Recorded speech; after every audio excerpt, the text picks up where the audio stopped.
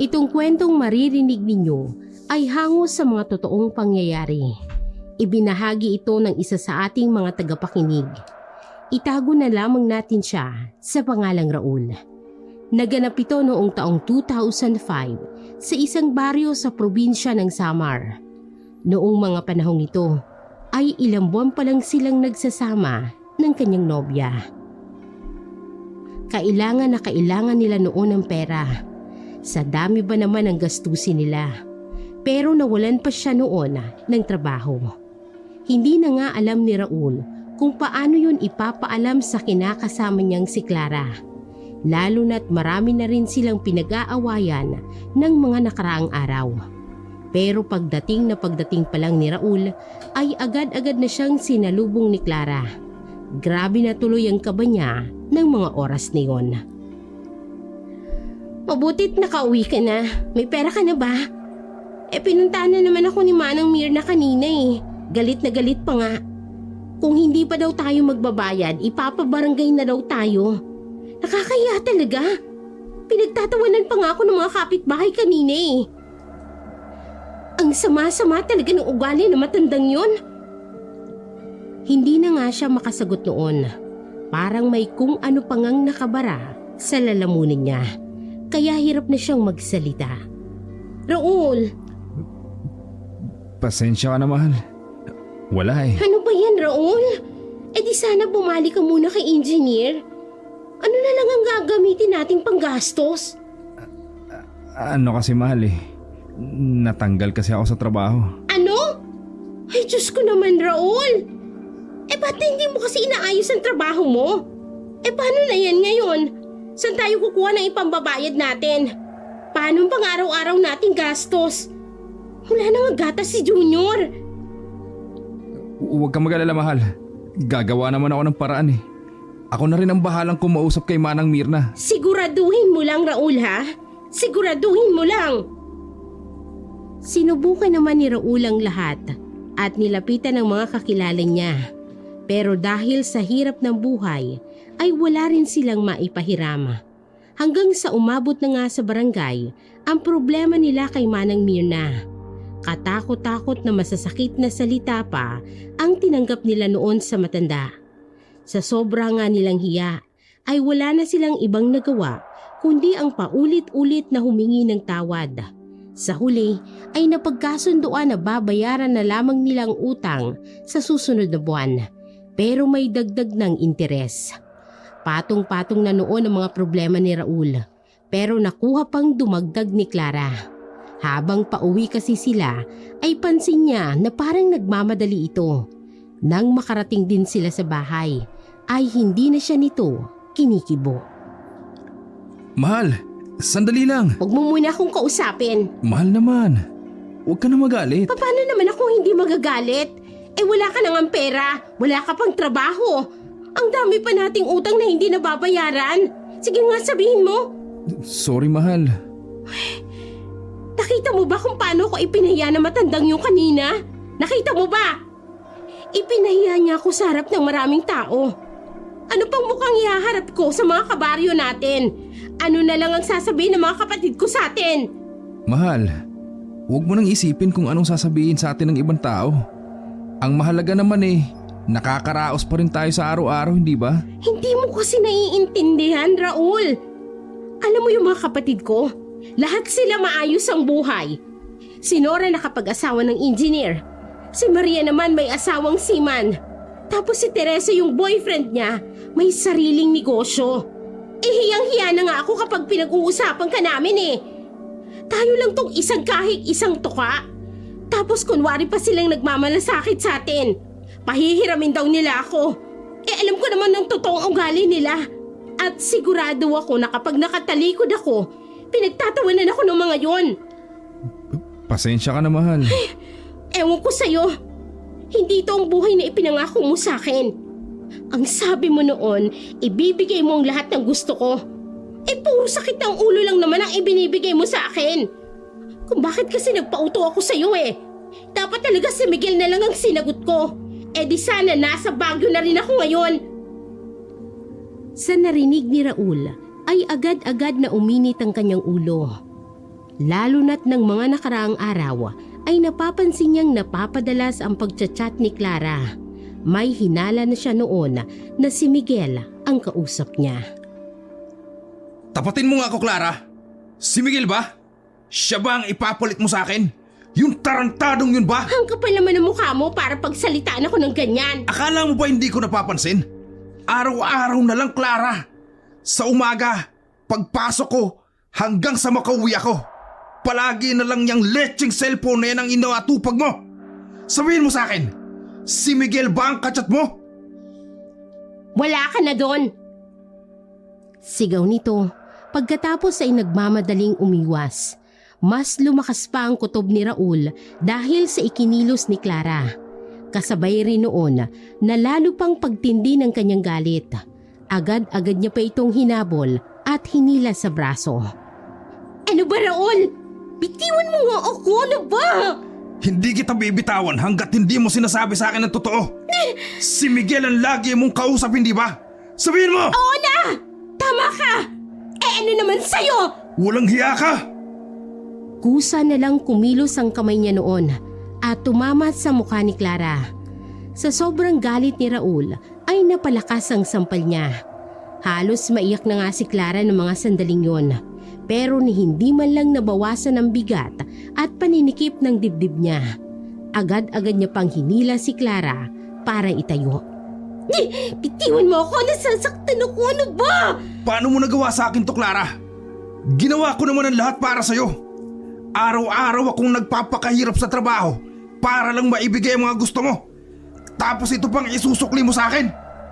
Bakit? Gusto mong malaman kung bakit? Kasi nga, wala kang kwenta! Sa sinabi ni Clara, ay hindi lang nito tinapakan kung hindi dinurog pa ang pagkatao niya. Hindi na tuloy nakapagpigil si Raul at nahampas pa ulit ito ng malakas. Sa pagkakataong yun nga, ay napadapa na si Clara sa sahig at tuluyan ng humagulgol. Wala nang mapagsidla ng galit ni Raul noon. Hindi na nga siya nakapag-isip ng maayos. Sobra-sobra na kasi ang bigat na nararamdaman niya na para na siyang mababaliw kung hindi niya pa yun mailalabas. Kaya ganoon na lamang kung magsisigaw si Raul. Wala na siyang pakialam noon sa sasabihin ng mga kapitbahay nila. Hindi rin nakaligtas kay Raul ang mga gamit nila. Kung ano kasing makita niya ay agad niyang sinisipa o di kaya'y hinahagis. Umalis ka na! Umalis ka na! At baka kung ano pang magawa ko sa'yo! 10 oras na yun ng gabi at hindi niya alam kung saan pwedeng pumunta si Clara. Pero hindi naman ito nagpapigil at agad-agad na umalis. Nang wala ng ibang tao roon, ay saka pa lamang siya umiyak ng gusto upang mailabas ang sama ng loob niya. Ginawa niya naman kasi ang lahat. Pero parang baliwala lang kay Clara. Hindi niya na rin alam kung paano nito nagawang kalimutan na lamang ang lahat ng pinagsamahan nila. Pero nang humupa ng bugso ng kanyang damdamin, ay labis-labis na pinagsisihan ni Raul ang mga nagawa niya. Lalo na't ilang beses niya ring nasaktan si Clara at pinalayas niya pa ng ganoong oras. Dali-dali pa nga siyang lumabas ng bahay para hanapin ito at pabalikin. Ngunit naikot niya na ang lugar nila pero hindi niya na ito nakita.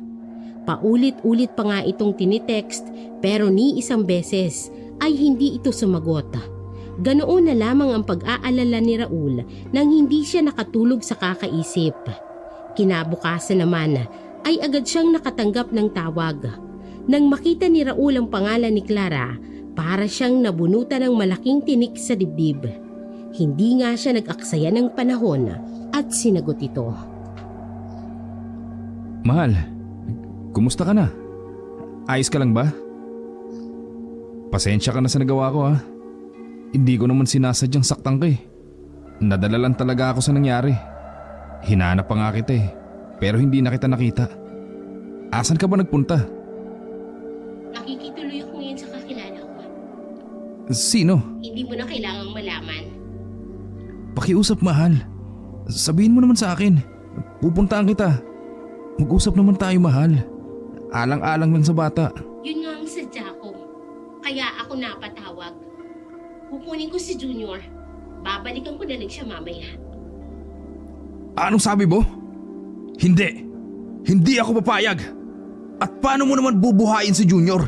Wala ka naman trabaho. Pupunta ako ng Baguio at isasama ko siya. Doon na kami magsisimula ng bagong buhay. Ano? Hindi pwede. Anong hindi, Raul? Ako ang nanay niya. At sa akin siya dapat mapunta. Sa ayaw mo man o sa gusto. Hindi. Hindi ako makakapayag. Tandaan mo, Clara. Kapag umalis ka, dalawa kaming iiwan mo rito. Hindi na talaga sila nagkaintindihan ni Clara. Hindi na rin ito bumalik ng bahay. Ang hinala nga ni Raul ay tuluyan na itong sumama sa lalaki niya sa Baguio. Sobrang sakit talaga ng ginawa sa kanya ni Clara. Pero naiwan naman ang bata sa kanya kaya kahit papano ay kinaya niyang magpakatatag. Nabalitaan naman ng mga kaibigan niyang nangyari. Kaya isang gabi, niyaya siya ng mga ito na uminom para naman makalimot siya kahit sandali. Eto, bay, tumagay ka. Inom mo na lang ang problema mo. Salamat, Bay. Ay nako, mga babae talaga. Ginawa mo na ang lahat. Sa huli, iiwan ka pa rin. Pag nagsawa na sila, itatapon ka na lang nila ng basta-basta. Ang bait-bait na nga nitong kumpare natin eh. Tapos pinagpalit pa. Pero hindi nila inaasahan na may mangyayari palang kakatuwa ng gabing yun. Maya-maya kasi ay may napansin silang matanda na naglalakad sa tabi ng kalsada. Oras na yun ng gabi, kaya hindi nila maiwasan na magtaka. Mga bay, nakikita niyo bang matanda? Abay, ano kayang ginagawa niya ng ganitong oras? Maya-maya naman nang medyo malapit ng matanda ay saka pa lamang nila naisip kung bakit. Sa tansya ni Raul ay nasa 70 na ang edad ng lolo. Agad niya ring napansin na napakagulo ng buhok nito na para bang matagal nang hindi naliligo. Panay pa nga ang kamot nito at ang suot ding damit ng matanda ay madumi at maraming punit tulad ng isang pulubi. Pero hindi lang yon dahil kakaiba rin ang kilos ng taong yon. Kanina pa nga ito lingon ng lingon na para bang may hinahanap na kung ano. Abay, kawawa naman yung matanda. Mukhang sira yata ang ulo. Ay nako, papunta yata dito. Nang mapatingin si Raul ay hindi nga nagbibiro si Nando. Nagmamadali pa ngang lumapit sa kanilang matanda na halos magtatatalon din sa tuwa. Tinangka pa nga ng mga kasama niyang bugawin ito, pero dire-diretso pa rin ang lolo. Hanggang sa ilang hakbang na lang ang layo nito sa kanila at halos masuka sila sa sama ng amoy nito. Napakabaho talaga ng matanda at nakakawalang gana, kaya ganoon na lamang kung pagalitan nila ito. Pero parang bingi ang taong yun o sadyang walang pakialam dahil hindi pa rin nila ito napigilan. Ikaw na matanda ka. Bingi ka ba? Sabi ko, huwag ka dito. Doon ka na lang sa iba. Umalis ka na. Dali! Pero hindi pa rin umalis ang matanda. Sa halip ay itinuro pa ang pulutan nila. Sumenyas din ito na para bang humihingi ng pagkain. Ano? Gusto mo ng pulutan? Ano ka, siniswerte? Hindi pwede. Ikulang pa nga sa amin yan eh. May katigasan din ang ulo nito. Umiling-iling lang kasi ang lolo at inilabas pa uli ang kamay nito gaya sa pulubing namamalimos. Ng mga oras na yun ay unti-unti na ngang umiinit ang ulo ni Raul. Imbes kasi na mabawasan ang sama ng loob niya, ay lalo pang nadaragdagan. Idagdag mo pang hindi talaga maganda ang amoy ng matanda. Bay, Paalisin mo nga yung matandang yan.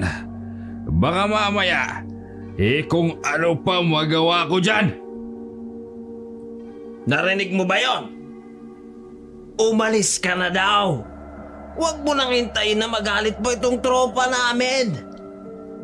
Ngunit imbes na makinig, ay nangahas pang lumapit ang matanda sa lamesa at akmang kukuha ng pulutan na isaw na para bang gutom na gutom.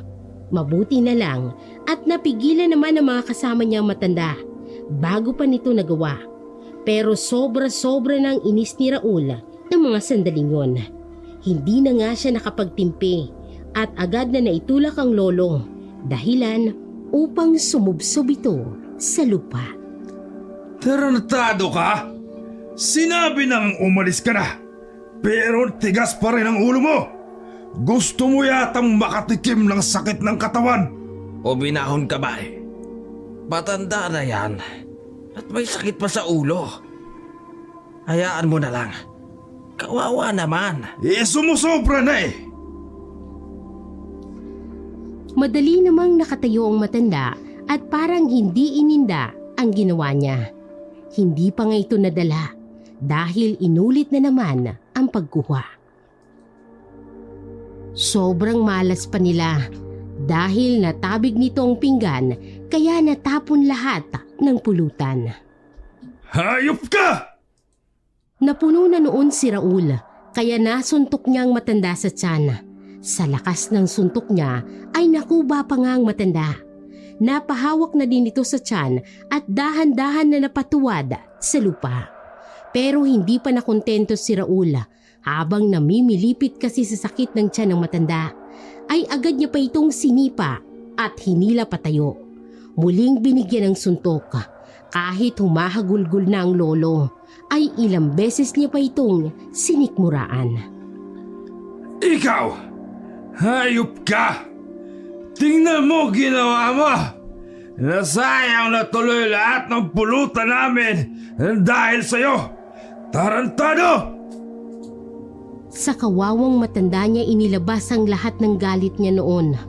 Kahit anong awat ang gawin ng mga kaibigan niya, ay wala pa rin siyang balak na tantanan ng lolo. Iyak ng iyak ang matanda at lalo pa yung ikinagalit ni Raul. Napakasakit kasi sa tenga ang paggawa nito. Hinila niya pa nga ito sa isang paa, kinaladkad at saka tinadyakan ulit sa tiyan. Nakatatlong sipa pa yata siya noon bago naibsan ang galit niya. Tama na yan, bay. Sige na. Uminom na lang tayo. Saka pa lamang siya nahimasmasan, kaya sumama siya pabalik sa upuan. Nang tingnan niya naman ang matanda, ay nakadapa pa rin ito sa lupa. Pasensya na kayo Tigas-tigas kasi ng ulo niya eh. Abay, nagkakasiyahan tayo rito. Tapos gano'n ang gagawin. Nakaramdam ng konsensya noon si Raul. Para kasing napasobrang nagawa niya. Lalo na't iyak pa rin ang iyak ang lolo. Maya-maya naman ay napansin nila na sinusubukan nitong tumayo. Kaya medyo nakabawas na yun sa pag-aalala niya. Naisip din ni Raul na tulungan ng matanda. Kaya muli niya itong binalikan. Pero nang lalapitan niya na sana ang matanda, ay bigla na lamang itong napatingin sa kanya. Gulat na gulat talaga siya noon at halos lumagtaw pa ang tibok ng puso niya. Nagtayuan din ang lahat ng balahibo niya sa katawan. Kung tingnan kasi siya ng matanda, ay ubod ng sama at punong-puno ng galit. Hanggang ngayon nga, ay tandang-tanda pa ni Raul ang nanlalakit bilog na bilog nitong mga mata. Hindi lang yon, dahil inangilan pa siya ng matanda na para bang isang aso na handang mangagat. Sa buong buhay ni Raul ay noon pa lang siya nahindik ng ganon, para kasing isang halimaw ang nasa harap niya. Sobrang sama na rin ang pakiramdam niya noon. Nakukutuban niya na kasi na may masamang mangyayari sa oras na lapitin niya ito. Ramdam din ni Raul na para bang unti-unti siyang nawawala ng lakas. Kaya hindi na talaga nakagalaw si Raul mula sa kinatatayuan niya. Naninikip ang dibdib niya noon at hirap na rin siyang huminga. Nangatog na rin ang tuhod niya na para ba siyang matutumba. Maya-maya ay nakatayo naman ang kusang matanda at paika-ikang lumayo. At nang hindi niya na ito makita, ay saka pa lamang nanumbalik ang lakas niya. Pero kahit na nakaalis ng taong yon, ay ang bilis-bilis pa rin ang kabog ng dibdib niya. Wala na nga siyang sinayang na panahon at agad-agad na kinausap ang kaibigan niya. Mga bay, nakita niyo ba yung ginawa ng matanda kanina? Oo, bay. Sa gulat nga kami. Akala namin kung ano na ang gagawin niya. Buti na lang, hindi mo na siya nilapitan. Natakot din ako bay. Nagtayuan pa yung mga balahibo ko. Babaliw na talaga yung matanda ngayon. Hindi na naalis sa isip ni Raul ang nangyari ng gabing yun. Kapag matutulog nga siya sa gabi, ay palagi niyang naaalala ang nakakahindik na itsura ng matanda. Ang hindi alam ni Raul ay simula lang pala yun sa mga mangyayari pa. Nang mga sumunod na araw kasi, ay bigla na lamang umugong ang mga kwento-kwento tungkol sa hindi maipaliwanag na mga bagay sa kanilang lugar. Naaalala pa nga ni Raul ang nangyari ng isang gabi. Pasado 6:00 pa lamang ng gabi noon at kauuwi pa lang ni Raul galing sa bago niyang pinapasukan. Wala siyang ulam noon kaya lumabas pa siya para bumili. Pero nang makarating siya sa tindahan ay naabutan niyang may-ari na nagsasara na. Malayo pa ang ibang tindahan kaya sinubukan niyang humabol. Manang Tasing, pabili naman po ako ng sardinas. Ay naku dong, nasarado ko na. Sa iba ka na lang bumili. Sige na po Manang Tasing. Ang layo-layo pa po kasi ng bahay ni Manang Carmen eh. Tapos ang dami pa pong aso dun. Uy, nakandado ko na. Bakit kasi ngayon ka lang? Kauuwi ko lang po kasi. Ang aga-aga nyo naman po kasi magsara. Wala pa naman pong 7:00 ah. Ay nako, mabuti nang nag-iingat. Bakit po? Ay hindi mo ba narinig ang bali-balita? Ang sabi nila, abay may gumagala daw na aswang dito sa baryo natin. Agad na kinilabutan si Raul sa sinabi ng matanda. Unti-unti ring bumilis ang tibok ng kanyang puso. Ni hindi kasi sumagi sa isip ni Raul ang narinig niya. Lalo na't alam niyang hindi biro ang tungkol sa bagay na yun. Aswang po? Totoo po ba yung sinasabi nyo? O anong akala mo sa akin, sinungaling? Yun nga ang mga sabi-sabi ng mga kabaryo natin. Ito talagang batang to, Sino naman po nagsabi? Oy, si Inday Gina. O hindi ba buntis yun? Kapag gumagabi na daw, palagi niyang napapansin na may mga taong parang umaaligi daw sa labas ng bahay nila. Minsan pa nga daw, may kumakatok sa pinto nila, lalo na kapag 10 oras na ng gabi. Paano naman po nila nasabing aswang yun? Baka naman po kung sinong lasing lang po may gawa nun. Marunong ka pa sa kanya, at saka mas mabuti ng sigurado. Baka mamaya totoo ngang aswang yun. Paniwalang paniwala talagang matanda sa mga kwento. Kaya wala nang nagawa si Raul kung hindi ang lumipat ng ibang tindahan. Noong mga oras na yon ay napakadilim na sa kalsada. Ni wala pang tao o sasakyan na dumadaan. Tila kalat na talagang chismis. Napakalamig din ang simoy ng hangin. Nagtatayuan pa nga ang mga balahibo niya sa katawan. Parang unti-unti ngang tinatalaban si Raul ng takot dahil na rin sa mga sinabi ni Manang Tasing sa kanya. Masama na nga ang pakiramdam niya noon. Mga 1 kilometro din ang layo ng pinakamalapit na tindahan, kaya ilang minuto rin siyang naglakad ng mag-isa sa daan.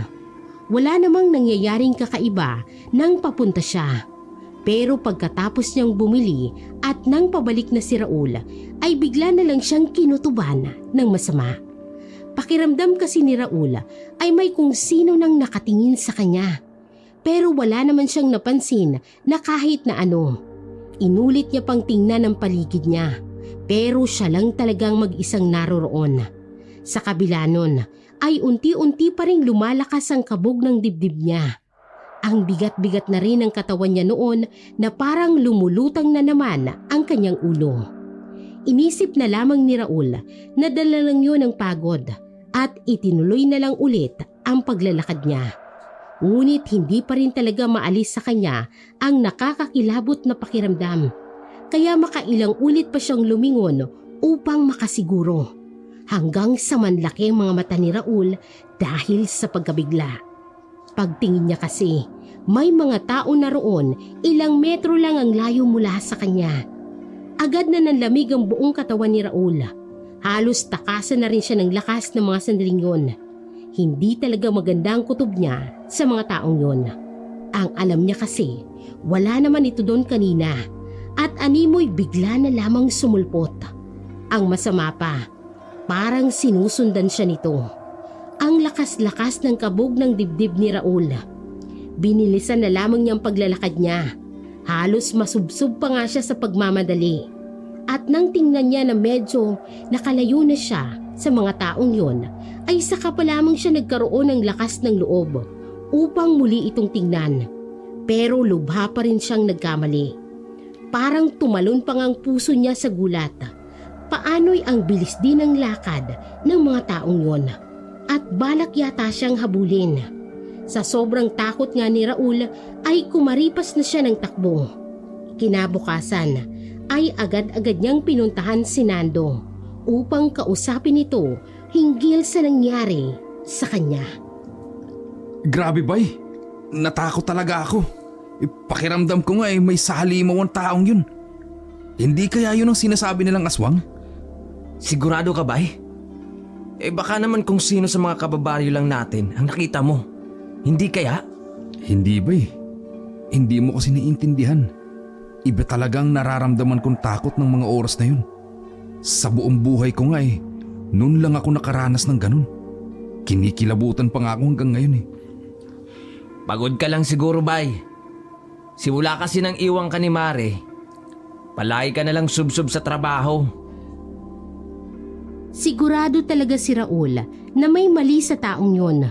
Pero kahit anong paliwanag ang gawin niya ay hindi talaga naniniwala si Nando. Pero ng mga sumunod na araw ay lalo pang titindi ang hinala niya. Nang pumunta kasi siya sa tindahan ni Manang Tasing ay may ibinalita na naman ito sa kanya. Oy, Raul, andyan ka na pala. Halika nga rito at may ikukwento ako sa'yo. Ano po yun, Manang Tasing? Alam mo ba ang nangyari kay Kanor? Naku, dumaan na naman yung lokong yun. Umaharuro talaga yan pagdating sa may tapat ko. Maiba ko. Alam mo ba kako yung nangyari kay Kanor? Hindi po Abay, may nakita daw siyang kaduda-dudang tao. Ang hinala niya nga, abay aswang daw yun. Talaga po? Oo. Ang sabi pa nga sa akin ni Kumareng Linda, abay takot na takot daw yung matanda habang nagkukwento. Paano daw po nangyari yun? Ganito. Kagabi lang daw nangyari. Mga pasado 8:00 ng gabi. Galing siya ng bukid noon. Abay nanghuli siya ng palaka. Nung pauwi na siya, dumaan siya sa bakanting lote malapit sa inyo. Nagulat na lang daw siya na may nakita siyang tao doon na nakatayo. Hindi niya alam kung anong ginagawa ng taong yon, kaya naisip niyang lapitan. Pero nang lalapitan na daw ni Kanor, bigla na lang daw humarap sa kanya. Matanda raw yung lalaki, mga 70 na rin ang edad. Magulo daw ang buhok, tapos madumi at punit-punit ang suot, abay parang pulubi. Hindi naman daw nag-isip ng kung ano si Kanor. Kinausap pa nga niya. Abay nagulat na lang siya dahil bigla-bigla kasing tumuwad yung matanda na parang aso. Nanlisik pa daw ang mga mata. Tapos inangilan pa siya. Abay sa takot daw ni Kanor, kumaripas na siya ng takbo. Ganoon na lamang ang kilabot na naramdaman ni Raul. Nanlamig pa nga ang buo niyang katawan at namanhid naman ang kanyang gulugod. Tugmang-tugma kasi ang kwento ni Mang Kanor sa matandang lalaki na nakita nila noon sa kalsada. Hindi lang sila parehas na madungis ang itsura, kundi parehas din nakakaibang ikinikilos.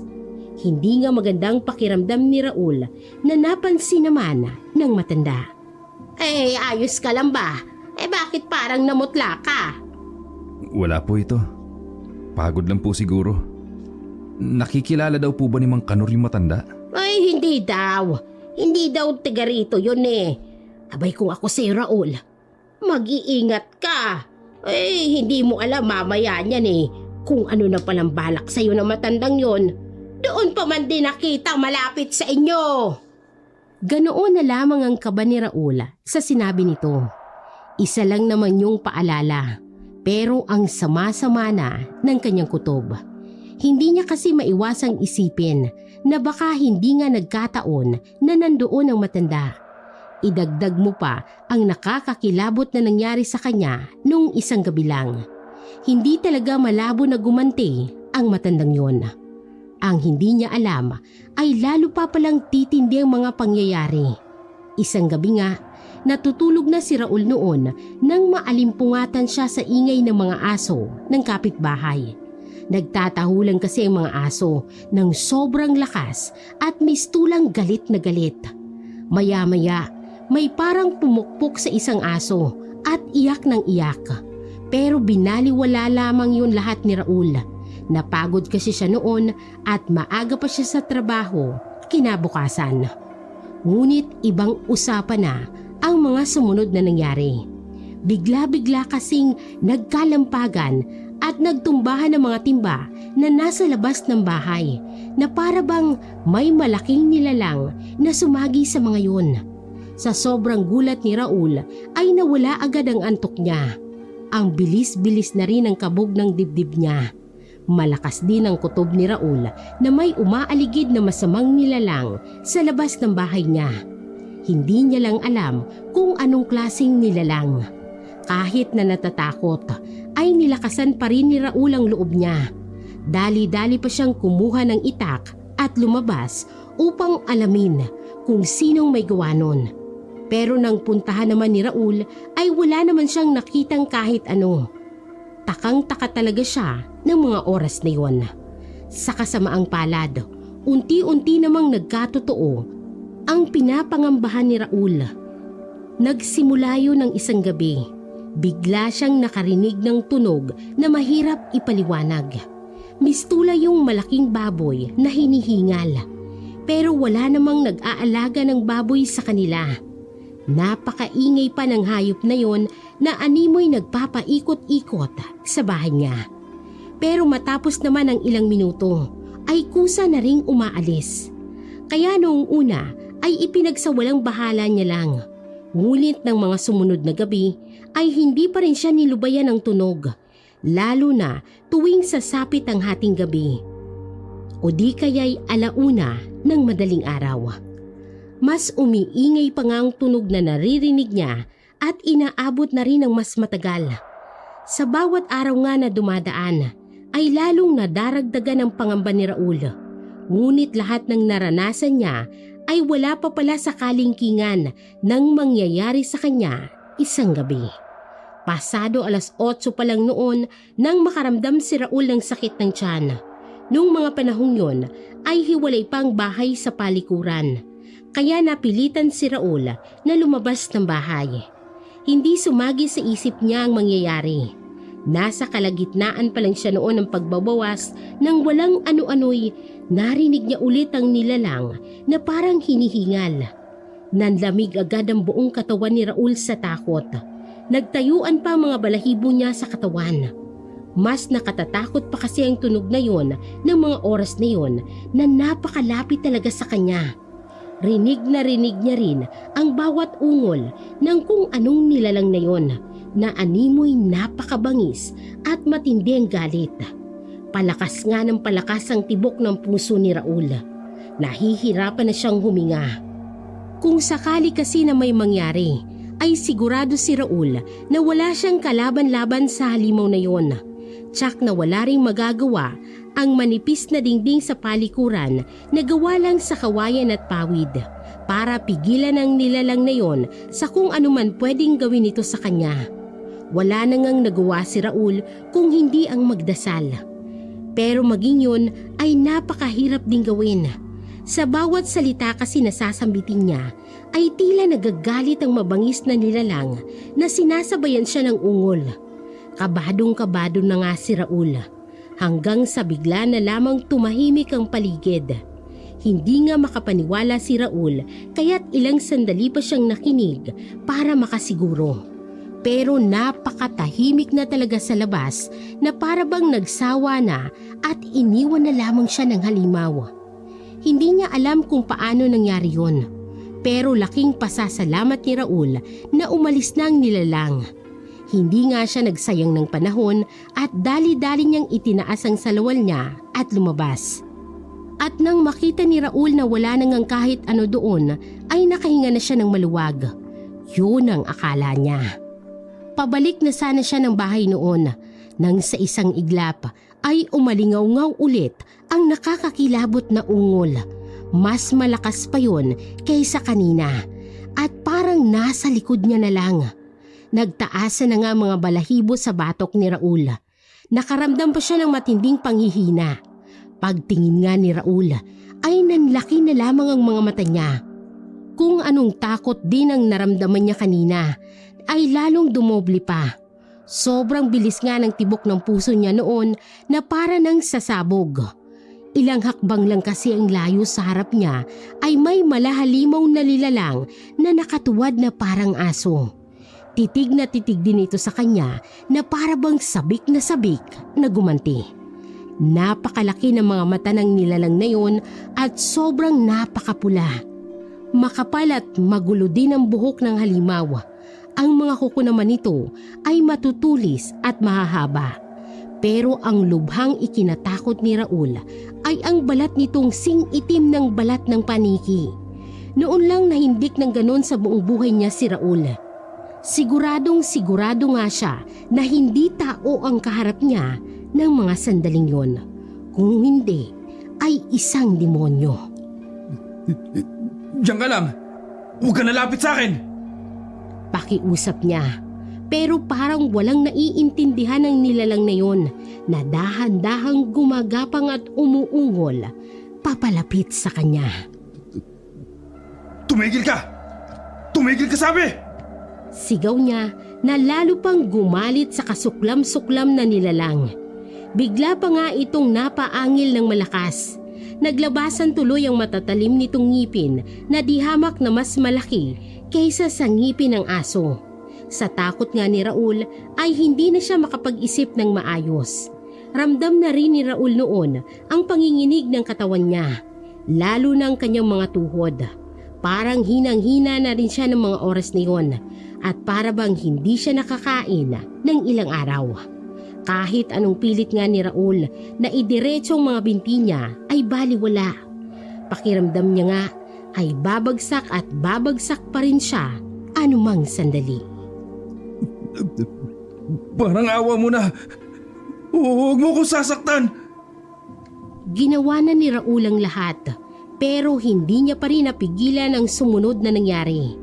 Bigla na lang kasing tumakbong nilalang na yon gamit ang mga kamay nito at paa tulad sa aso. Napasigaw na lamang si Raul sa gulat. Sinugod siya ng halimaw. Nakabuka pa nga ng todo ang bibig nito na animoy balak siyang sakmalin. Ang nagawa na lamang ni Raul ay ipangharang ang kamay niya sa kanyang muka. Sobrang bilis ng pangyayari. Napaiyak na nga lang si Raul sa sobrang kirot na nararamdaman niya nang bumutas sa bisig niya ang matatalim na ngipin ng halimaw. Ibinaon talaga ng nilalang na yon ang mga ngipin nito sa balat niya. Para nga siyang natusok noon ng maraming bubog. Hinawakan pa siya nito ng madiin sa mga braso. Dahilan upang bumaon doon ang mahahaba nitong kuko. Sobrang lakas din ng halimaw, kaya kahit nagpupumiglas ay walang nangyayari. Hindi lang yon, dahil makailang ulit pang sinubukang hilahin ng halimaw ang bisig niya na animoy buto na gusto nitong putulin. Lalo pang ang bumaon ang mga ngipin nito sa laman niya at halos mamilipit na si Raul sa sakit. Sa kabila ng matinding kirot ay pinilit niya pa ring lumaban. Sinubukan pa nga ni Raul na itulak ang ulo ng halimaw palayo sa kanya. Pero parang wala yatang balak ang halimaw na bitawan ang bisig niya. Lalo pa ngang tumindi ang sakit samantalang unti-unti namang nauubusan ng lakas si Raul. Hindi na alam ni Raul ang gagawin kaya sumigaw na lamang siya sa abot ng kanyang makakaya. Pero ng mga oras na iyon ay wala pang katao-tao sa paligid. Halos nawala na nga siya ng pag-asa. Hirap na talaga siya noon at pahina na rin ang pahina. Konti na lang ay parang susuko na siya. Hindi nga sumagi sa isip niya na may darating pang tulong. Parang nasagot kasi ang panalangin niya nang may mapadaan ng mga lalaki sa kanila. Nakilala niya rin ang mga taong yon. Mga tanod sila sa barangay. Nabuhayan nga siya ng loob nang makita niya rin ang mga tanod ay wala na silang sinayang na oras at dali-daling lumapit. Kaya wala na ngang nagawa ang halimaw kung hindi ang bitawan siya at tumakas. Pagod na pagod talaga si Raul kaya nang makaalis ang halimaw ay bumagsak na lamang siya sa lupa. Tagaktak na nga ang pawis niya noon at ganoon na lang din ang kanyang paghangos. Kahit anong hinga rin ang gawin ni Raul ay hindi man lang maibsan ang kirot at naninikip pa rin ang dibdib niya. Mabuti na lang talaga at may mga tao doong nakakita sa kanya. Agad din siyang inasikaso. Pero dahil sa pagod at kaba ay hindi na magawang magsalita ni Raul. Tumango na lamang siya sa mga tanong ng tanod. Duguan siya noon at tadtad ng sugat kaya nagpasya silang dalhin siya sa ospital. Noong unay tumatanggi pa si Raul pero mapilit ang mga tanod kaya wala na siyang nagawa. Mabuti na lang at hindi naman malala ang mga sugat niya. Tinahilang ang mga yon at pinayagan na rin siyang makalabas ng ospital pagkatapos. Kinabukasan, maagang nagtungo sa barangay si Raul, hindi naman siya nagtagal doon. Nagbigay lang siya ng salaysay niya sa nangyari. Ang sabi naman ng kapitan nila ay babalitaan na lamang daw siya. Pag uwi niya ay saka pa lamang nalaman ni Raul na kalat na palang nangyari sa kanya. Nang mapadaan nga siya sa tindahan ni Manang Tasing ay nakaabang na mga kapitbahay niya sa kanya. Ay Dong, abay nabalitaan kong nangyari sa'yo. Totoo bang sinasabi nila? Inatake ka daw ng aswang, kaya bang dami mong sugat? Opo, tama po kayo. Ay, sinasabi ko na nga ba? Totoo nga na may aswang dito sa lugar natin. Ay, sus Ginoo, mabuti na lang at ligtas ka. Oo nga po eh. Maswerte po ako't napadaan si Dado dun sa bahay. Kung hindi, baka napatay na po ako ng aswang. Naku po, grabe pala tagang nangyari sa'yo ano. Ikaw naman kasi, ang tigas-tigas ng ulo mo. Binalaan na nga kita tungkol sa aswang pero hindi ka nakinig sa akin. Abay, ayan tuloy ang napala mo. Manang Tasing naman, inadisgrasya na nga po yung tao eh. Sisermonan niyo pa po. Sino bang may kasalanan? Siya nga pala. Namumukhaan mo ba yung aswang na yon? Nakilala mo ba? Hindi po eh. Iba po kasing itsura ng aswang. Parang hindi po siya tao. Napakaitim po kasi ng mukha at balat niya. Tapos po sobrang pangit po talaga. Naku, bakit kaya ikaw ang punterya ng aswang? May alam ka ba na pwedeng gumawa nun sa'yo? Ang totoo po niyan, meron po. Sino? Sabihin mo nang malaman natin. Taga rito ba yan sa atin, ha Dong? Hindi po. Nung 1 linggo ko lang po nakita yung taong yun dito. Matanda pong lalaki. Mga nasa 70 po edad. Tapos madungis po ang itsura. Sira-sira din po yung damit niya. Pero ang pinagtataka ko lang po talaga, kakaiba po kung kumilos ang matandang yun. Ang akala nga po namin wala siya sa tamang pag-iisip. Hindi ba't ganyan din ang sabi ni Kanor? Yung nakita niya sa bakanting lote. Ba't hindi mo sinabi sa akin na kilala mo pala yung taong yon? Hindi naman po ako sigurado na siya po yung sinasabi ni Mang Kanor. Baka po kasi nagkataon lang po. Paano mo naman nasabi na siya nga yung nanakit sa'yo? Noon pa lang po kasi, masama na talaga po yung kutob ko sa matandang yun. Para po kasing may mali sa taong yun. Siya lang din po talaga yung pwedeng gumawa nun eh. Nagawan ko po kasi siya ng hindi maganda. Kaya po siguro siya gumaganti sa akin. Oy, bakit? Ano bang ginawa mo? At ganoon na lamang ang galit niya. Nag-iinuman po kasi kami kila Nando nun. Bigla na lang pong lumapit. Tapos balak pong kumuha ng pulutan namin. At dumi-dumi niya po kasi. Kaya pinigilan po namin. Pero ang tigas po kasi ng ulo talaga eh. Kaya nasaktan ko po. Uy, nako! Ikaw naman pala itong may kasalanan, Dong. Loko-loko ka eh. Bakit mo naman kasi nagawa yun? Masama na po kasi talaga yung loob ko nun. Alam niyo naman po ang nangyari sa amin ni Clara, di ba? Tsaka dala na rin po ng alak.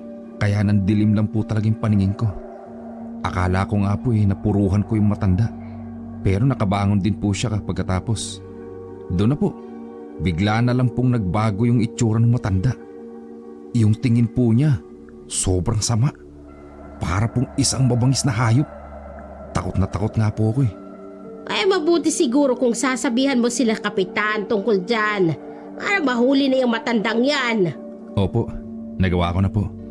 Pero ang sabi niya po sa akin, kailangan daw po ng mas malakas na ebidensya. Ba't naman ganon? Paano na lang kung makapambiktima na naman ng taong yon gaya ng nangyari sa'yo? Sabi po ni Kapitan, daragdagan na lang daw po nila yung mga tanod na nag-iikot po sa gabi. Ipaayos niya rin daw po yung mga streetlights. Tapos sabi niya rin po, kung hindi naman daw po kailangan wag na lang daw po muna tayong lumabas paggabi. Oy, sapat na kaya yon? Sana nga po Hindi naman sa tinatakot kita, Dong. Pero makiingat ka. Anong malay mo? Baka balikan ka ulit ng matandang yon. Naisip na yun ni Raul, pero hindi niya pa rin maiwasang kilabutan. Lalo na't naranasan niya na mismo kung gaano kabangis ang matanda. Pero sadyang mapagbiro talaga ang tadhana. Sa kabila kasi ng pag-iingat ni Raul ay hindi sinasadyang nakita niya ulit ang matanda.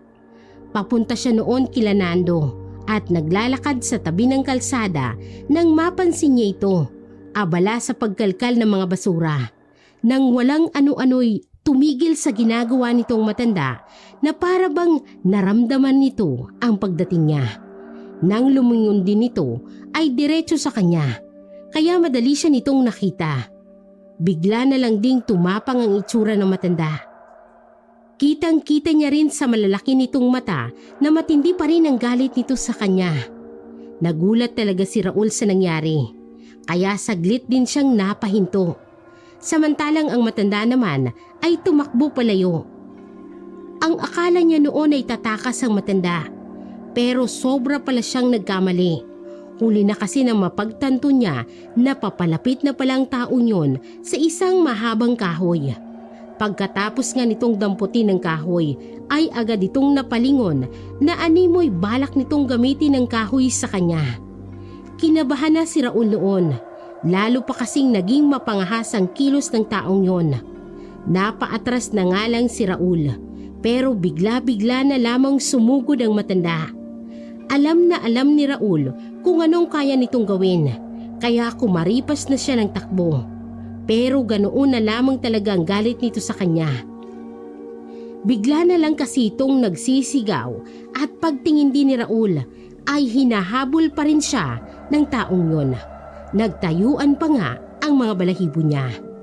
Minalas-malas pa noon si Raul. Tumama kasi sa kung anong matigas na bagay ang paa niya. Kaya sumubsob siya sa lupa.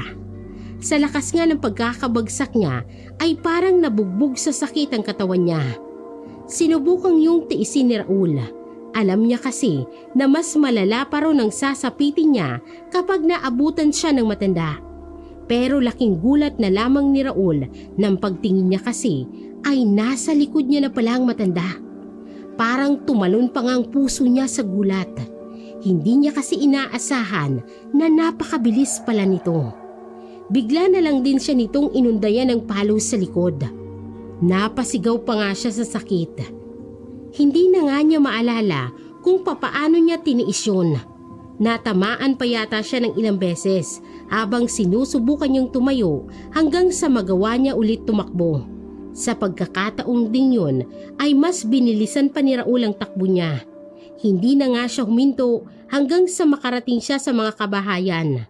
Nang makarating na nga sa bahay ni Nando, ay ganoon na lamang ang gulat nito nang makita ang itsura niya. Oh, Bay! Ano nangyari sa'yo? Ba't ang dungis mo? May mga sugat ka pa. Para kang batang hinabol ng asong ulol. Nakita ko ulit siya, bay. Doon sa kalsada. Ha? Sino? Yung matanda. Yung parang baliw. Yung nakita natin. Yung nagiinuman tayo. Galit na galit pa rin siya sa akin, bay. Eto, Bay. Uminom ka muna ng tubig.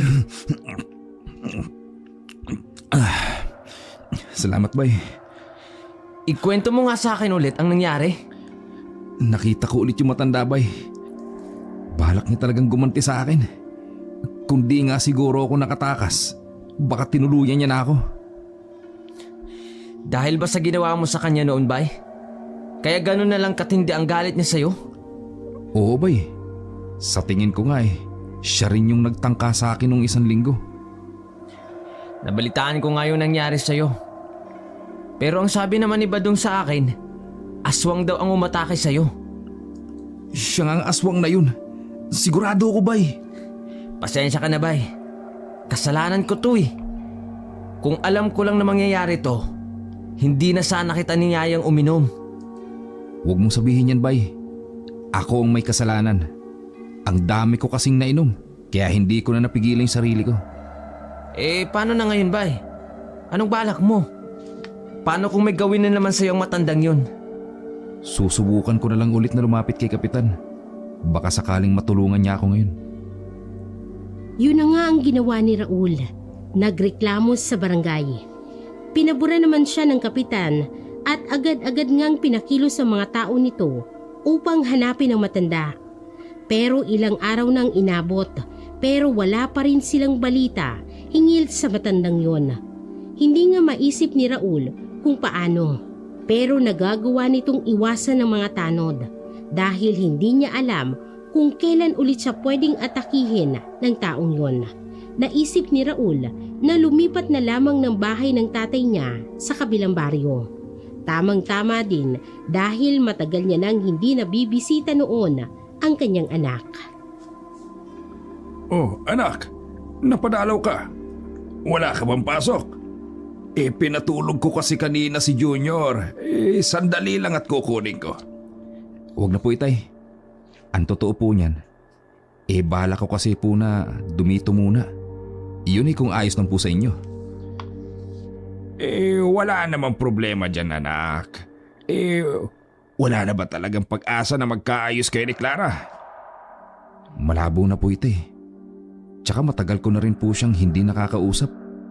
Maski sa chat, wala po Kaya hinayaan ko na po muna. Ganun ba? Mas mabuting ang dumito ka na muna sa akin. Kahit papano, maaasikaso kita dito. Salamat po, itay. Kumusta ka naman, anak? Ayos lang po ako. Ba't parang kailalim naman yata ng iniisip mo? Wala po ito, itay. Bakit pala? Bigla-bigla ka na lang napalipat dito sa akin.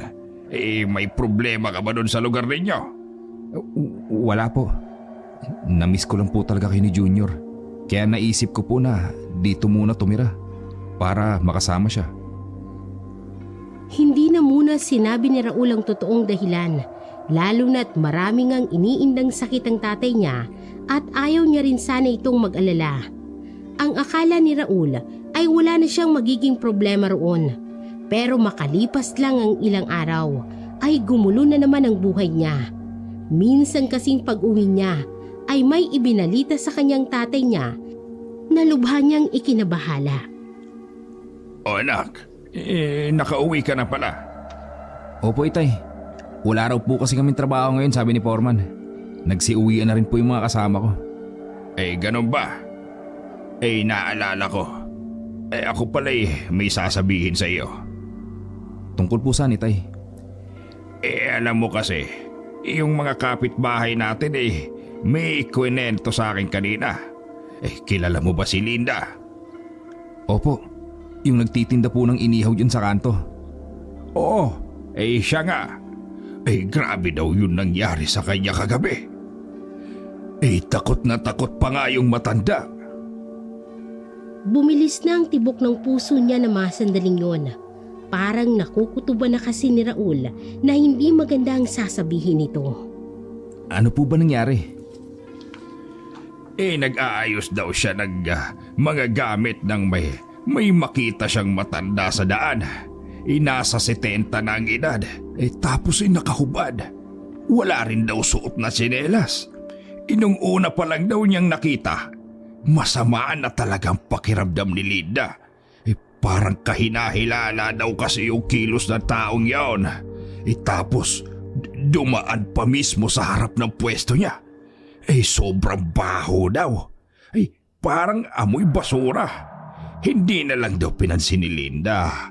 Pero maya-maya raw, ang sama-sama na raw ng pakiramdam niya. Parang may kung sino daw na nakatingin sa kanya. Pagtingin ni Linda ng ganyan, naroon pala yung matanda sa malapit. Nakatayo lang daw doon. Tapos yung titig na titig daw sa kanya. Napatakbo na nga lang daw si Linda sa takot niya. Ang sabi-sabi nga ng mga kapitbahay natin aswang daw yung taong yun. Kinilabutan talaga si Raul sa mga narinig niya. Malakas kasi ang kutob niya na yun ay parehong matanda na may galit sa kanya. Ang bilis na nga ng tibok ng puso niya.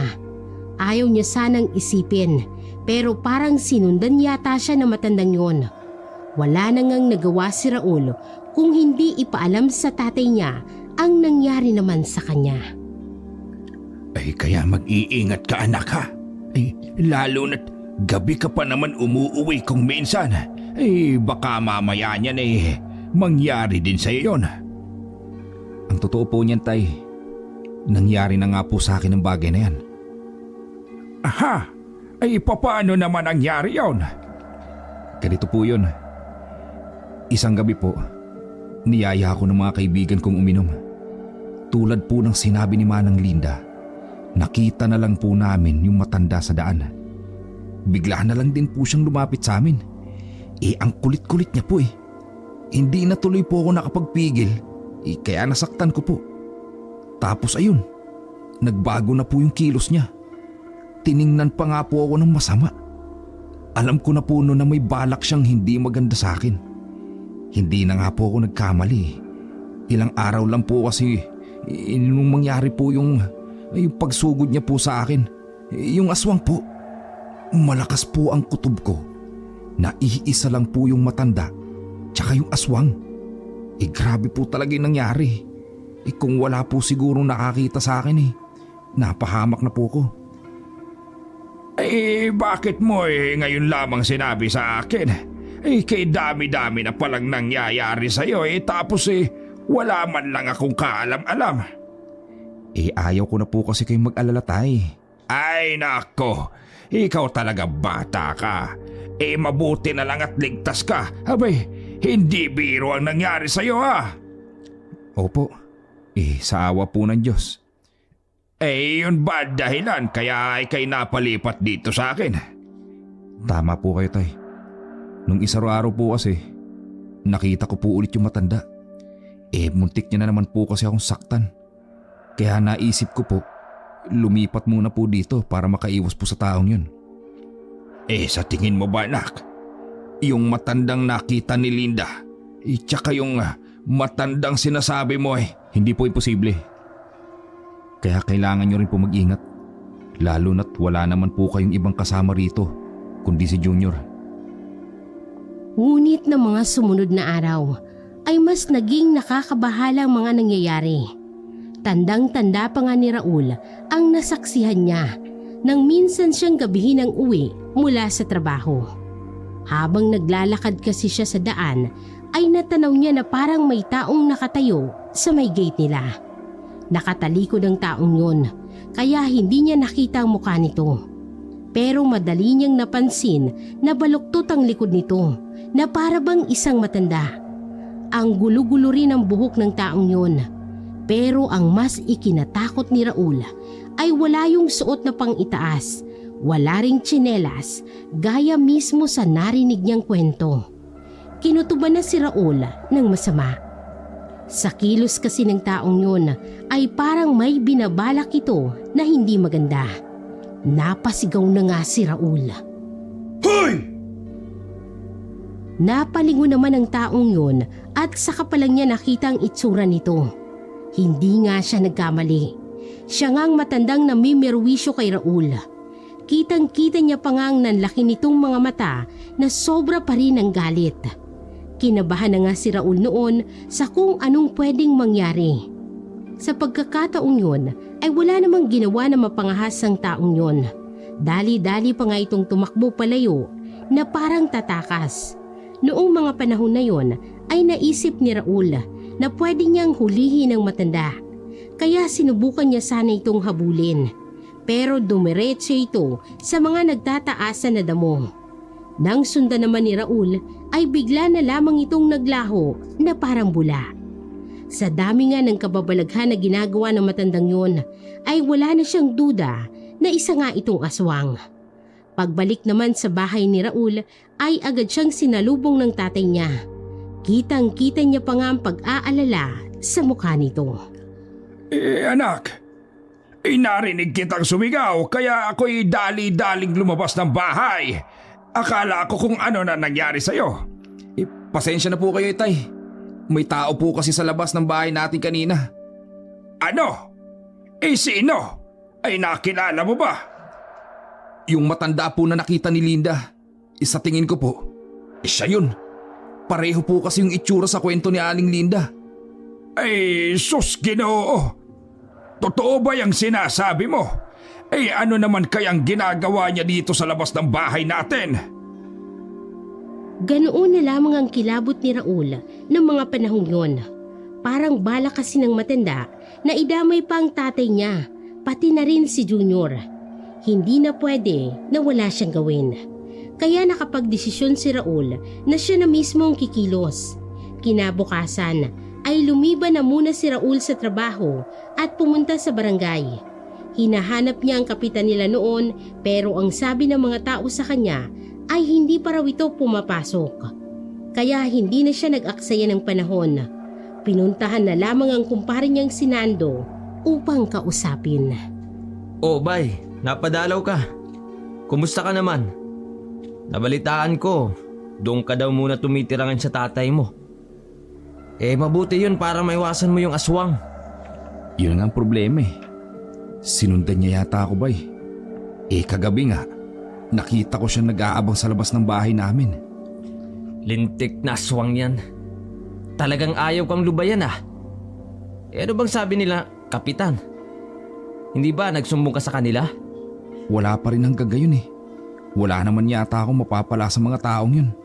Kaya naisip ko, ako na lang kaya ang gumawa ng paraan. Sigurado ka ba dyan, bay? Mapanganib yung iniisip mo. Alam ko, bay. Kaya nga ako naparito. Para hingin sana yung tulong mo. Bay, nakikiusap ako sa'yo. Hindi agad nakapagsalita at mistulang natulala si Nando sa pakiusap niya. Kaya inasahan niya na ang isasagot nito. Pasensya ka na, bay. Katulad mo, may pamilya rin ako eh. Sino na lang ang magtataguyod sa mga anak ko pag napahamak ako? Naintindihan ko, bay. Salamat pa rin sa oras mo. Dismayado talaga si Raul ng mga oras na yun. Hindi na kasi alam kung ano pang gagawin niya. Pero may bigla pang sinabi ang kaibigan niya. Pero may kilala ko na makakatulong sa'yo. Talaga, bay? Oo. Kung gusto mo, sasamahan kita sa kanya. May sariling motor si Nando, kaya dali-dali nilang pinuntahan ang sinasabi nito. Wala pang 2 oras ang ginahe nila bago sila nakarating sa isang liblib na baryo. Parang malapit na nga lang ang lugar na yun sa gubat, sa dami ba naman ang matataas na puno. Sa kabila nun ay hindi naman sila nahirapang hanapin ang lugar na sinasabi ni Nando. May maliit na bahay kasi roon na gawa lang sa kahoy pero dinudumog ng tao. Sino bang sinasabi mong makakatulong sa akin, Bay? Si Kasuling. Diyan daw siya nakatira. Sikat na sikat yung albularyo. Madami nga daw siyang napapagaling ng mga tao eh. Lalo na yung mga nakulam at naengkanto. Sigurado ako matutulungan kanya. Dahil doon ay mistulis siyang nabuhayan ng loob. Hindi na nga siya makapaghintay noon na makilala ang taong yon. Pero maraming nauna sa kanila at nasa dulo pa sila ng pila. Ilang oras din ang hinintay nila noon bago sila nakapasok sa loob. Pagkapasok pa lang noon ni Raul ay nakaamoy na siya ng insenso. Napakabango ng amoy noon gaya ng isang bulaklak. Napansin niya rin na napakaraming puon sa bahay ng albularyo. May isa pa ngang puon doon na sinabitan ng maraming rosaryo at tinirika ng mga kandila sa baso. Sa may gitna naman ng bahay ay may maliit na lamesa na puno ng mga botelyang iba't ibang kulay ng likido. Meron din doong mga bilog na mga bagay na parabang gawa sa tanso na tinalian na parang kwintas. May kung anong bagay rin noon na ibinalot sa pulang tela. Hindi lang alam ni Raul kung para saan ang mga yon. Maya-maya ay lumabas ng isang matandang lalaki. Nakasuot ang taong yon ng iba't ibang uri ng pulseras at pulang bandana sa ulo. Kaya alam ni Raul na yun ang albularyong sinasabi ni Nando. Pero nagulat pa rin si Raul dahil ang sama ng tingin nito sa kanya na parabang may masama siyang nagawa. Maya-maya ay nagulat naman si Raul dahil wala pa siyang sinasabi. Pero alam na agad ng albularyo kung anong sadya niya. Bigla pa nga siya nitong sinermonan. Hindi niya nga alam kung bakit. Pero ang init-init ng ulo nito sa kanya. Paglabas nga ni Raul ay agad-agad niyang ikwinento kay Nando ang nangyari. Ang sungit naman para ng matandang yun, Bay. Pinagalitan pa nga ako eh. Akala ko nga hindi niya ako tutulungan. Ganun naman talaga daw yung matanda na yun eh. Mainitin daw talagang ulo. Ano pang sinabi niya? Binigyan niya lang ako ng mga pangontra. Pero mabisa kaya itong mga ibinigay niya? Matatalo ko na kaya ang aswang na yun? Patingin nga ako. Ito, boteng may lana. Kumukulo daw to pag malapit na yung aswang. Tapos binigay niya rin to sa akin. Parang anting-anting yata to. Tapos ito naman, patalim na gawa sa tanso. Manghihina daw ang aswang kapag nasugatan yan. Sigurado ka na ba talaga sa balak mo, Bay? Alam mo namang hindi biro ang gusto mong mangyari. Sigurado na ako, Bay. Hindi pwedeng tumunganga na lang ako. Hihintayin ko pa ba na isa sa mga mahal ko sa buhay mapahamak? Pagkatapos nila sa bahay ng albularyo, ay agad na rin silang umuwi. Balak na ngang isakatuparan ni Raul ang plano niya. Pero sinabihan pa siya ni Nando na maghintay at may ibibigay daw ito sa kanya. Ilang minuto rin ang tinagal nito at paglabas ay may kung anong itinatago sa ilalim ng damit nito na parabang hindi pwedeng malaman ng ibang tao. Laking gulat na lamang ni Raul nang iabot sa kanya ni Nando ang bagay na yun.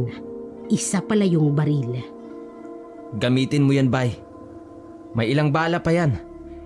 Siguraduhin mo na mapupuksa mong aswang na gamit yan. Salamat talaga, Bay. Hindi na nga nag-alinlangan si Raul sa plano niya. Kumpleto na kasi ang mga gamit niya at handang-handa na rin siyang labanan ng aswang. Nang sumapit naman ang 8:00 ng gabi, ay agad namang sinimula ni Raul ang kanyang balak. Nang mga sandaling yon, ay napakaliwanag sa kalsada. Malaki kasi at bilog na bilog ang buwan. Ang lamig ng simoy ng hangin. Nagtatayuan pa nga ang mga balahibo niya sa katawan. Wala ring katao-tao sa daan at kung sakali na hindi umayon sa plano niyang mangyayari ay parang hindi na siya ulit suswertihin sa pagkakataong yun. Sa kabilangan ng mga dala niyang pangontra ay hindi pa rin naiwasan ni Raul na makaramdam ng takot. Lalo na tandang-tanda niya pa kung paano siya nito muntik na pinatay. Pabilis ng pabilis ang tibok ng puso niya. Pero nilakasan lang ni Raul ang loob niya alang-alang sa pamilya niya. Hindi niya nakitang taong yun sa kanilang lugar, kaya napilitan si Raul na hanapin ito. Nang mga panahong yun ay parang mailap ang matanda sa kanya. Inabot na kasi siya ng kulang-kulang 1 oras sa paglalakad, pero ni aninin nito ay wala. Ang akala nga ni Raul ay mauuwi na sa wala ang plano niya. Pero nang mga sandaling makarating siya sa lugar na nagtataasan ng mga damo at walang kabahay-bahay, ay agad-agad na nakaramdam si Raul ng kakaiba. Sa isang iglap, nagtayuan ang mga balahibo niya sa katawan. Sabay nilang kilabot sa kanyang katawan. Ang lamig-lamig na din ang pakiramdam niya noon at para na rin siyang tinatakasan ng lakas. Hindi na magandang ibig sabihin nun. Kaya agad niya sanang kukunin ang bote ng lana. Pero bago pa niya nagawa yun, ay nakapa ni Raul na basa ang kanyang salawal. Nang tingnan niyang laman ng bote, ay kumukulo ito at umaapaw na nga ang laman. Bigla na lamang kinilabutan si Raul. Isa lang ang ibig sabihin nun, kaya agad-agad ay napalingon si Raul sa paligid niya. Makailang ulit siyang lumingon, pero hindi niya makita ang nilalang. Pero malakas talagang pakiramdam niya na naroon lang ito at pinaglalaruan siya. Sa inis nga ni Raul ay napasigaw na siya. Hoy, aswang! Huwag kang tuwag!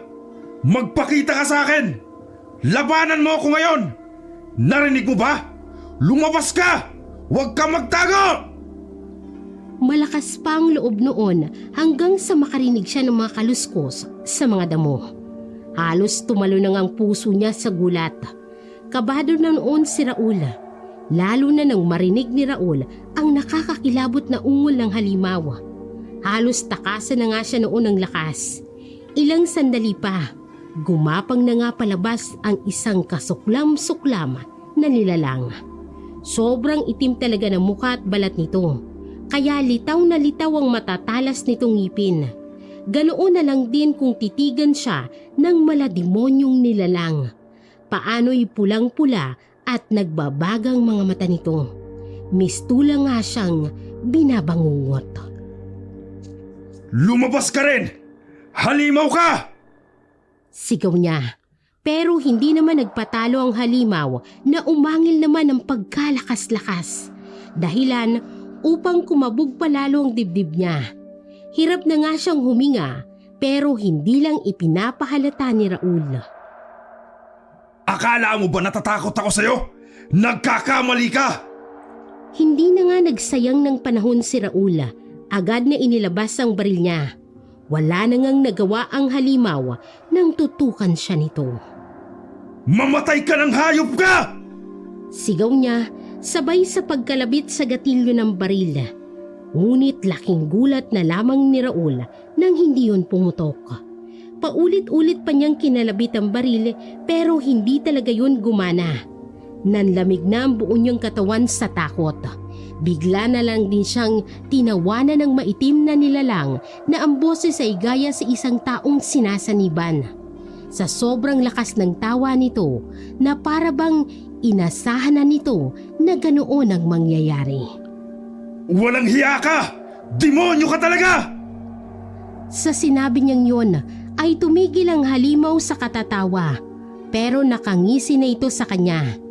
Alam na ni Raul noon na may binabalak itong hindi maganda.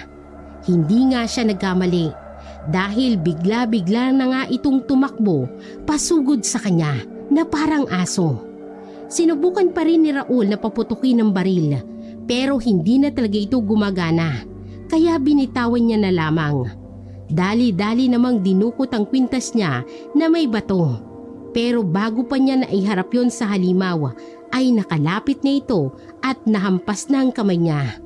Sa lakas ay tumilapon ang anting-anting sa malayo. Natawa pa nga ulit ang halimaw sa nangyari. Wala na ngang nagawa si Raul kung hindi subukang tumakas. Lahat nga ng lakas niya ay ginamit niya para bilisan ang kanyang takbo. Pero halos manghina na lamang si Raul dahil walang kahirap-hirap siyang nilagpasan ng masamang nilalang. Nakatayo na nga ang halimaw sa harap niya at nakaharang sa daan.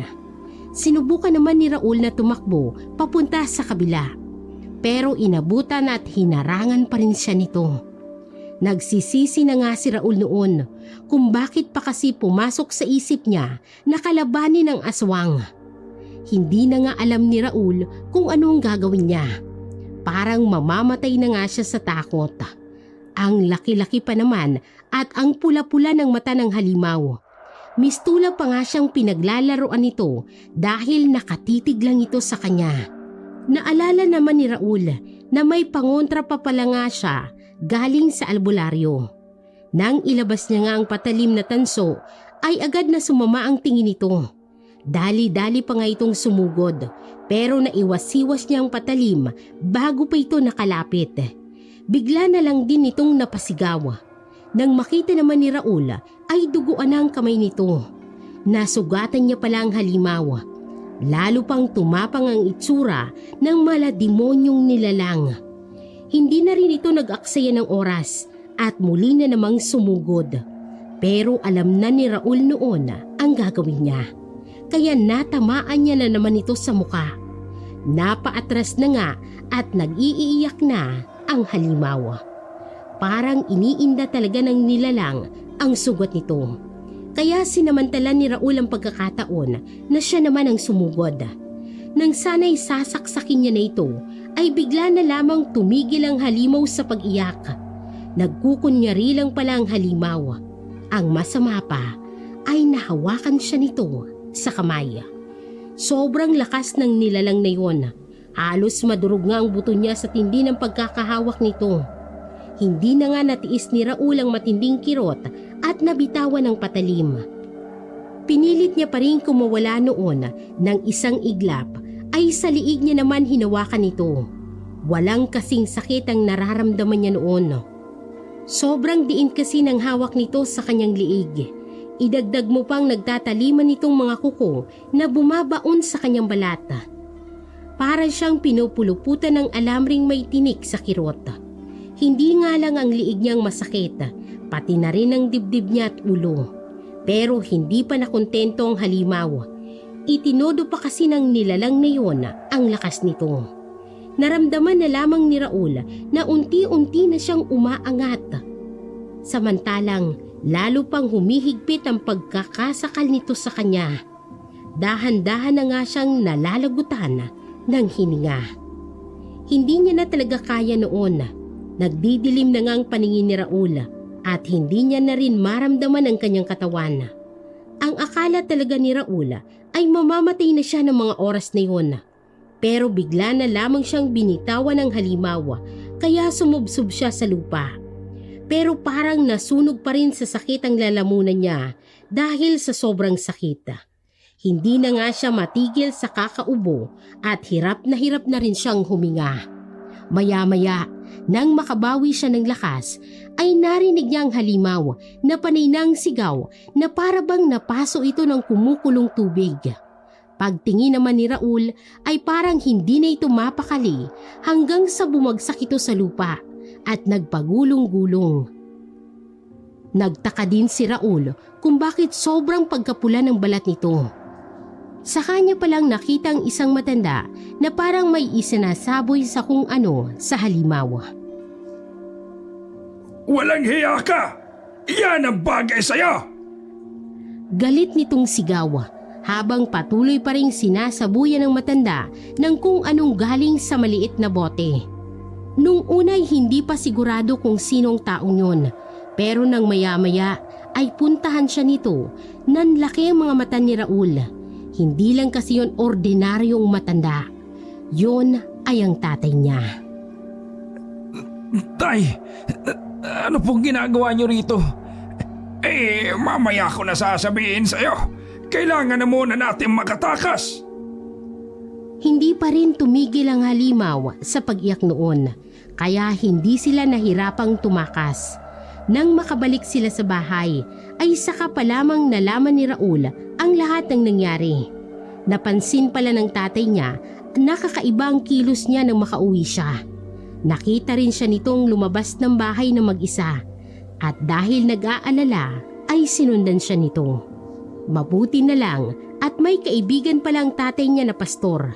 Dahil sa mga kababalaghang nangyayari ay binigyan siya nito ng holy water bilang proteksyon. Yon ang ginamit ng tatay niya kaya nagawa siya nitong iligtas. Hindi nila nalaman kung ano pang nangyari sa matandang aswang, kung namatay ba ito o nakatakas. Nang sumunod na mga araw ay hindi na ulit sila ginulo ng halimaw. Natigil na rin ang mga kwentong kababalaghan sa dalawang baryo. Hindi na rin naulit pang nakatatakot na naranasan niya. Simula noon, itinigil na rin ni Raul ang pag-inom. Dahil sa pagsisikap niya rin sa trabaho, ay nagawa niyang makapagpundar ng sarili niyang tricycle na siyang ipinangbubuhay niya ngayon sa kanyang anak.